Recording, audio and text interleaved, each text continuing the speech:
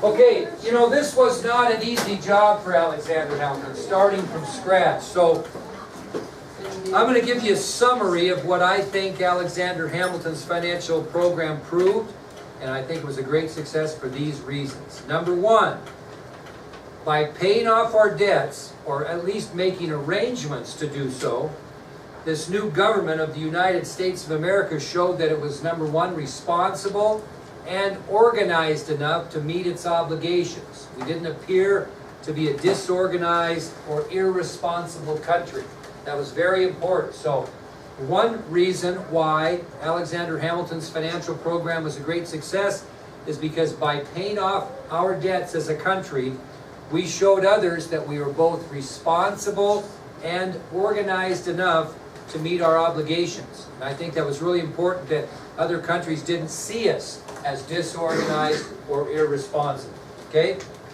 Now, another reason I think his financial program was a great success is this national bank system that he put together really did provide a sound, uniform currency for the federal government. We have one currency instead of 13 different ones.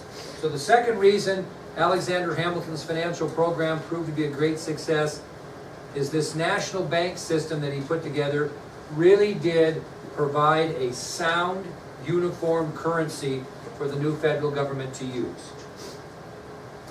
Another reason his financial program was a success is because the taxes, although they weren't a lot at this time, but the taxes they did levy, that on foreign countries and on the whiskey distillers, did bring a small amount of money that we needed. It was much needed revenue into that federal treasury. So even though we only taxed the foreign countries wanting to bring goods into our country and the whiskey distillers, we still brought in a small amount of money that we really needed because we didn't have any money, and we were able to put those into the federal treasury. So we did accumulate a little bit of cash, so to speak. And the fourth reason I kind of mentioned when we started is the Whiskey Rebellion. Although it was a rebellion, it did extend the powers of the federal government to deal with those people that violated what? The law. So we stood up. So again, the four reasons why history says that Alexander Hamilton's financial program was a success. Number one, by paying off our debts, the new government showed that it was both responsible and organized enough to meet its obligations. Number two, the national bank system that was established by Hamilton provided a sound, uniform currency for the federal government. Three, the taxes that were levied during the Hamilton plan did bring a small amount of much needed revenue into our federal treasury. And number four, the Whiskey Rebellion did extend the powers of the federal government and showed that we could deal with those who violated the law. So he did a good job. It was not an easy job. Now, while we're trying to get ourselves on sound footing in general, we're going to have to deal with a foreign problem, and that's the French Revolution and trouble with Great Britain. Okay? So in the middle of trying to get ourselves started here, we're going to have to deal with the French Revolution, which would include trouble with Great Britain. And you kids that were in world history might know a little bit about this, I hope. If you didn't, your memory's bad or you didn't listen. Okay? So we're talking about the French Revolution, which is going to cause trouble with Great Britain. So it was in the spring of 1789, back, when a revolution broke out in the country of France. So shortly after we ended up being independent, or during the time we were figuring things out, we have a revolution breaking out in the country of France. Now, what's a revolution? We talk about the American Revolution, but if we have a revolution, a French Revolution, that means that the citizens of France are revolting, right? Against usually who? The government, okay? Now, so what this French Revolution was a bloodbath, as revolutionists mobbed and beheaded thousands of people. So during the French Revolution, these revolutionists, citizens of France, mobbed and beheaded thousands of people. Kind of interesting because the American Revolution, we mobbed, but we tarred and feathered people. we didn't, behead them. These guys were pretty radical revolutionists, right? So they mobbed and beheaded thousands of people. Most of the people that were beheaded belonged to the upper class, and they were also nobility. What does that mean, nobility? So they were members of the upper class and nobility. What's nobility? Royalty. Yeah, very good. Okay? So among those thousands of people that were beheaded, most all of them were considered upper class people and nobility or royalty. Now, among the most famous of those that were beheaded were King Louis XIV and Queen Marie Antoinette. They were the most famous of those that were beheaded. King Louis XIV and his queen Marie Antoinette. So if you're beheading the king and the queen, the revolution probably is going to end successfully for you, is it not? Which it did. And as soon as they successfully revolted, a new government was established in France. So again, backing up, we have a revolution in the country of France in 1789. This uprising became really a bloodbath as revolutionists mobbed and beheaded thousands of people, mostly in the upper class and nobility. Among those that were beheaded were King Louis XIV and his queen Marie Antoinette. And when this revolution ended successfully, a new government was established in France. Now, Great Britain did not favor this new government. They did not like it. And as a result, they declared war against the new French government. So Great Britain did not favor this new leadership after the revolution in France, and as a result, Great Britain declared war against this new French government.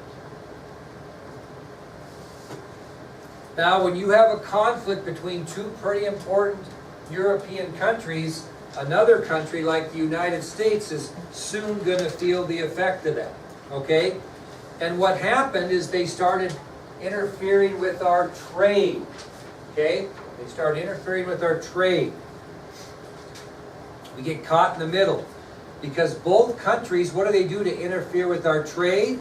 They seize American ships that are carrying trade goods to both Great Britain and France. In other words, when the French seized American ships that carried goods to the British then would seize American ships that were taking goods to France. So we were getting caught in the middle of a mess, okay? And it was hurting our economy.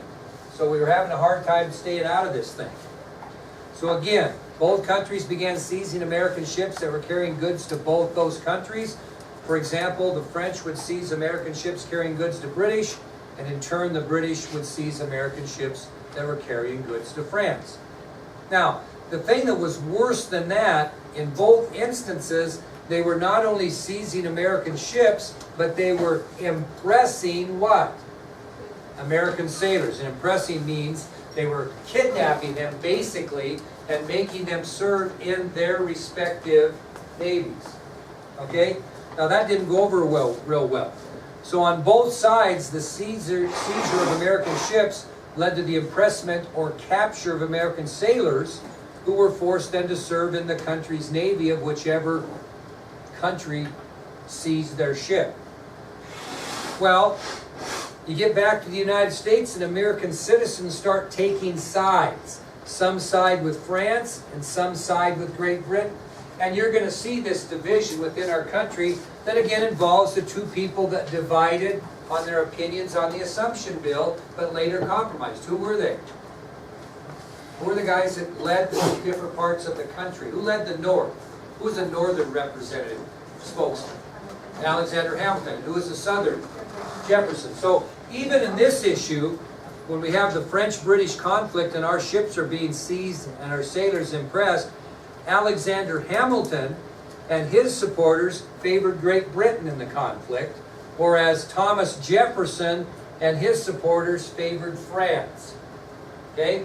So, when you think about this, we've got a conflict within our own country of who we should support in this war between Great Britain and France.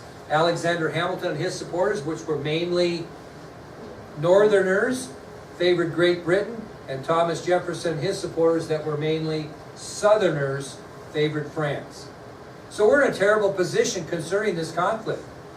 Okay? Now, we signed a treaty with the country in 1778. Which treaty did we sign a country with? The United States. Before they were the United States. Who did the American colonies sign a treaty with in 1778? France, because we were obviously fighting Great Britain. Now, what was that treaty? Yeah, remember they would help us with the war effort, and we had the treaty that was negotiated? Well, according to this alliance with the French, we were obligated to defend French territories, right? What's the closest French territory to the United States at this time? What chain of islands in the Caribbean? Well, they call them the West Indies. And at that time, they were the French West Indies. And so, by virtue of that alliance we made with France in 1778, we were obligated to defend the French West Indies, which are the islands that were south of Florida. Okay? Well, what would happen if we defended the French West Indies? We'd soon find ourselves in a war with Great Britain. So we're in really a pickle here, okay?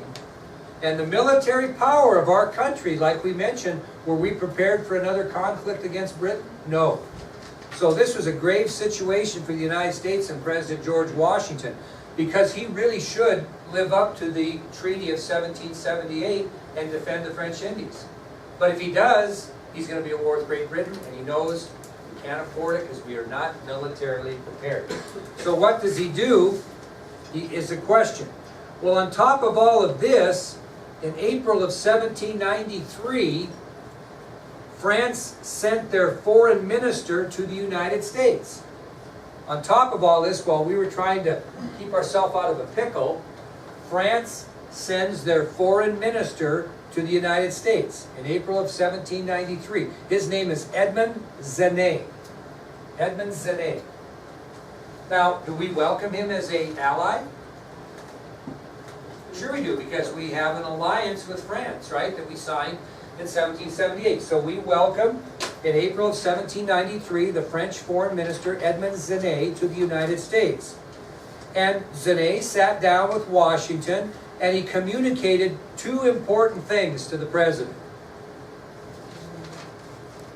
Okay, he communicated two important messages to the President. What do you think he said to the President by virtue of what we talked about? What did he remind the President of?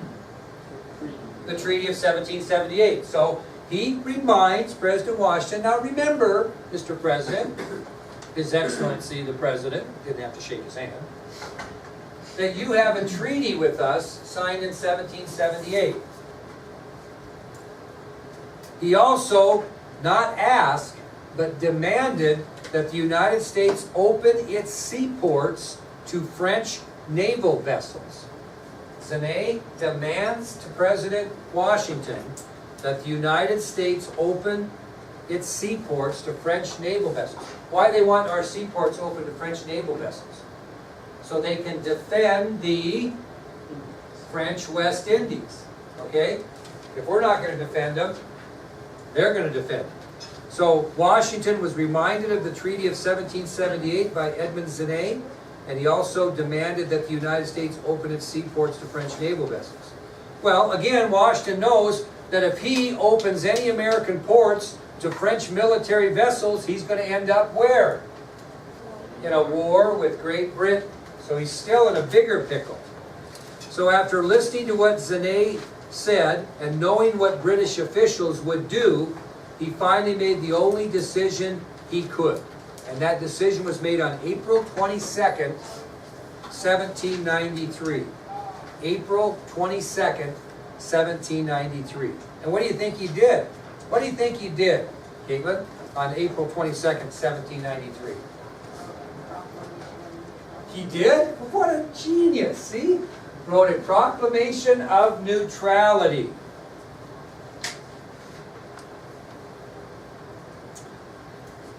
Now, nowadays a president can issue an executive order which comes straight from the presidency. We didn't have such a thing as an executive order in those days. So kind of our first executive order that was ever given by a president was this Proclamation of Neutrality that Washington issued. And basically what it stated is it forbid American citizens to give any support, land or sea, to either Great Britain or France. So Americans were forbid to give any support on land or at sea to either of those countries. We are going to stay neutral. So this proclamation forbid American citizens to give any support on land or sea to either Great Britain or France. Now, who might you want support of before you throw that out, if you're the president?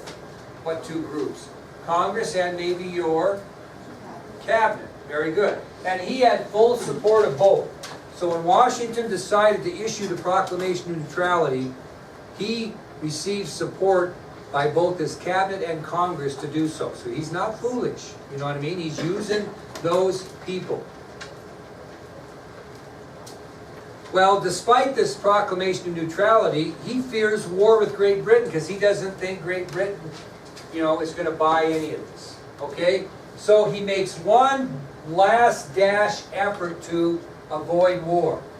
And he sends the Chief Justice of the Supreme Court, who was John Jay, to Great Britain to try to settle differences so we can stay out of war. So Washington does not want a war. He finally then sends the Chief Justice of the Supreme Court, John Jay. Why did he send the Chief Justice? Why didn't he send somebody else? Why would you send him, do you think? Why would Washington send John Jay instead of Benjamin Franklin or Thomas Jefferson? What? Well, not so much a lawyer, but I think he thought that John Jay had a lot of clout. He was his best negotiator. Okay? And that's why he sent him. The lawyer probably wouldn't hurt, but he was his best negotiator. So again, in a final effort to try to avoid war, President Washington sends Chief Justice of the Supreme Court, John Jay, to Great Britain.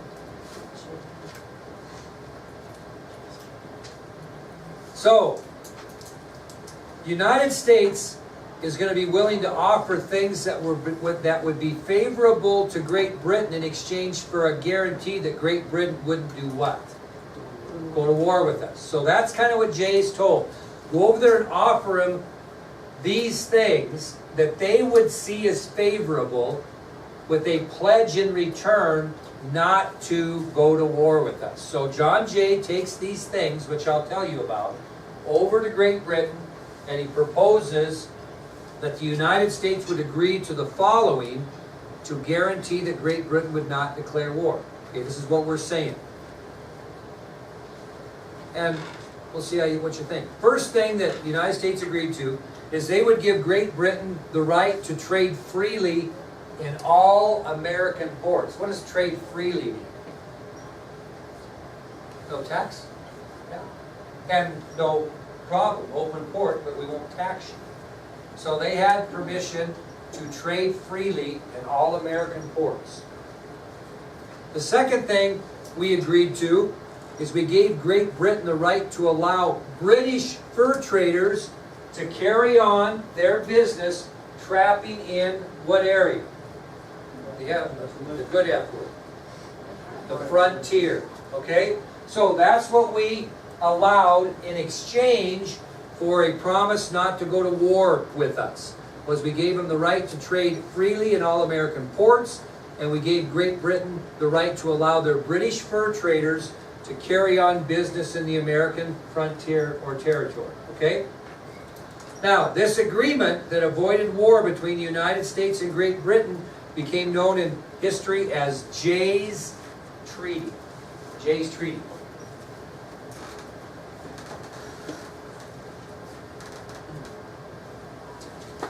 Jay's Treaty was the name of this agreement.